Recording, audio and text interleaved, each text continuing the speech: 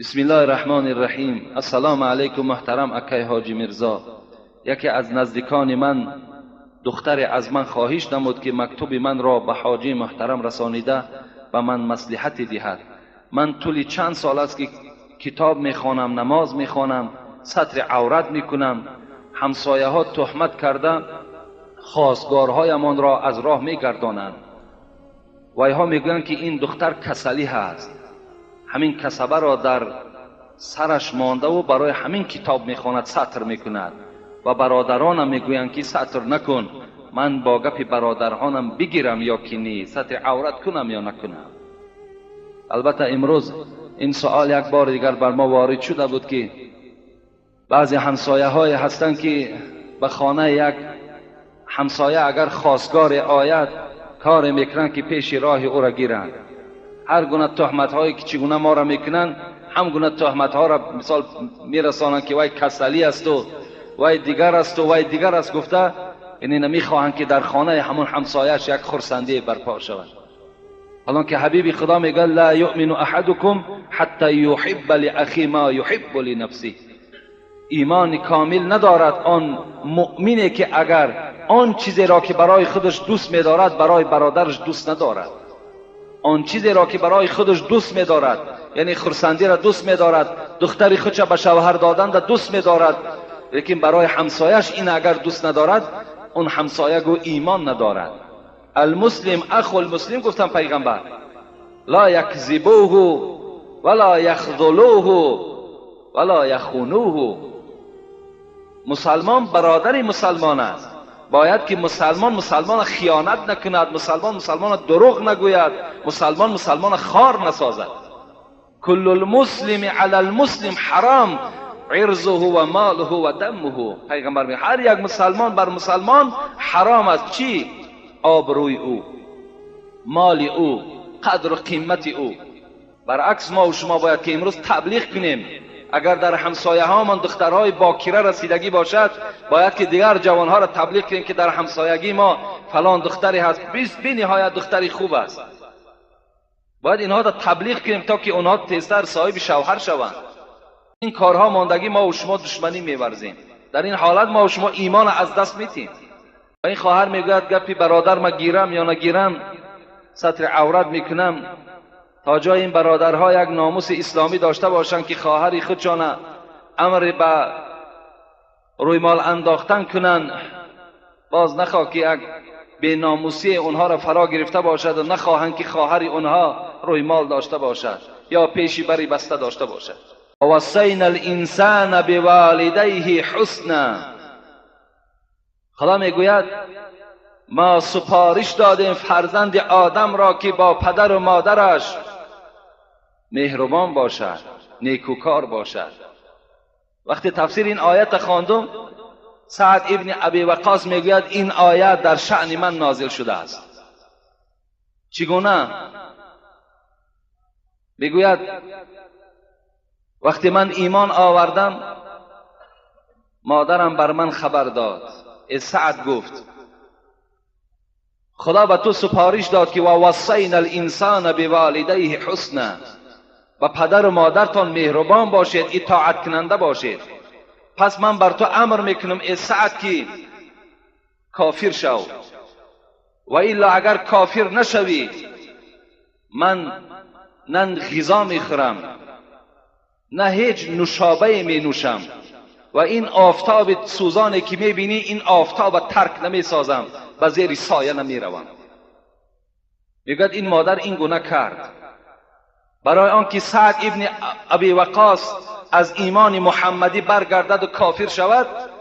این شرط در پیش سعد گذاشت، یا کافر میشوی یا مادر در همین زیر آفتاب بی غذا و بی شراب هلاک میشود.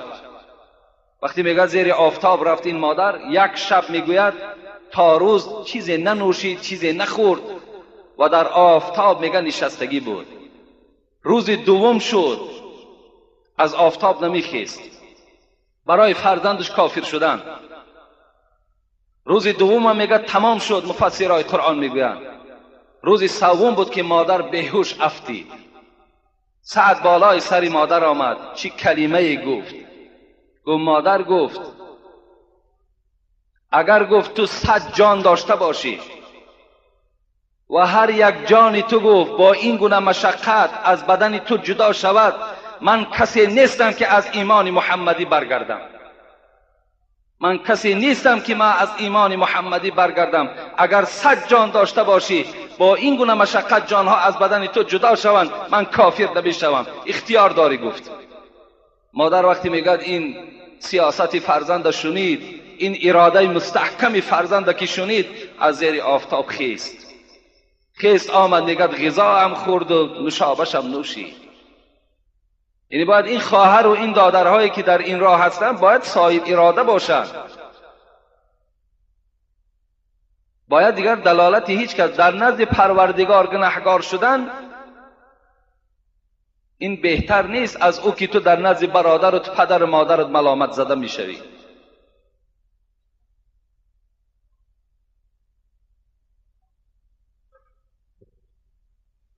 السلام علیکم محترم حاجی میرزا.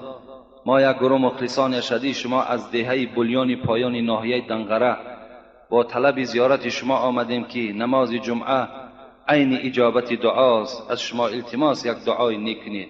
این برادران از ناحیه دنقره چند جمعه شد که در این جمعه های ما و شما خیلی نفرهای زیاد آمده اشتراک دارند.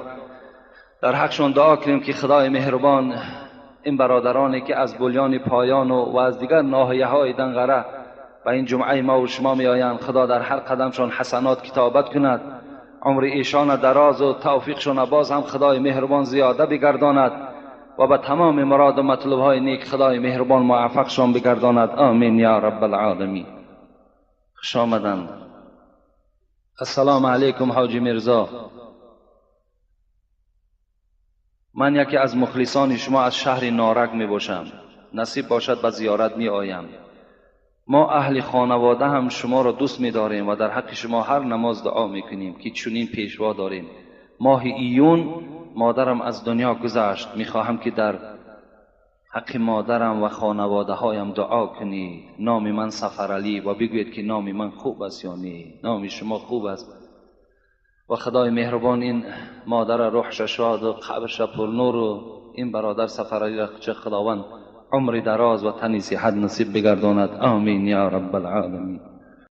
جعفر از دنیا گذشت، برادر حضرت علی، و رسول اکرم امر کردند که جعفر خانواده‌اش نگذارید که طعام پزی کنند، زیرا آنها مشغول به مصیبت هستند.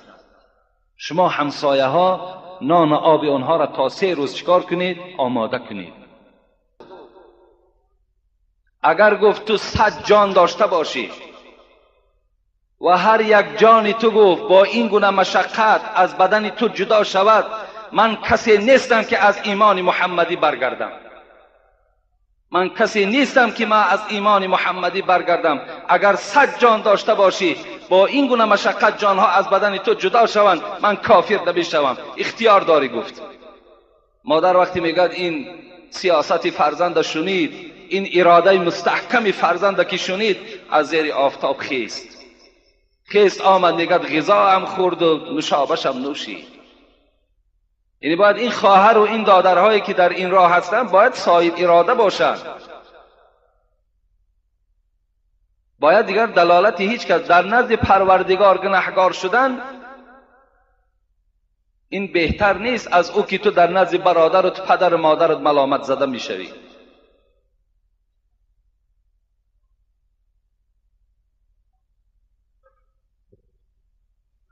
السلام علیکم محترم حاجی میرزا. ما یک گروه مخلصان شدید شما از دهه بلیان پایان ناحیه دنقره با طلب زیارت شما آمدیم که نماز جمعه عین اجابت دعاست. از شما التماس یک دعای نیک کنید. این برادران از ناحیه دنقره چند جمعه شد که در این جمعه های ما و شما خیلی نفرهای زیاد آمده اشتراک دارند. در حقشون دعا کنیم که خدای مهربان این برادرانی که از بلیان پایان و از دیگر ناحیه های دنقره و این جمعه ما و شما می آیند، خدا در هر قدمشان حسنات کتابت کند، عمر ایشان دراز و توفیقشان باز هم خدای مهربان زیاده بگرداند و به تمام مراد و مطلوب های نیک خدای مهربان موفقشان بگرداند. آمین یا رب العالمین. خوش آمدند. السلام علیکم حاجی میرزا. من یکی از مخلصان شما از شهر نارک می باشم. نصیب باشد به زیارت می آیم.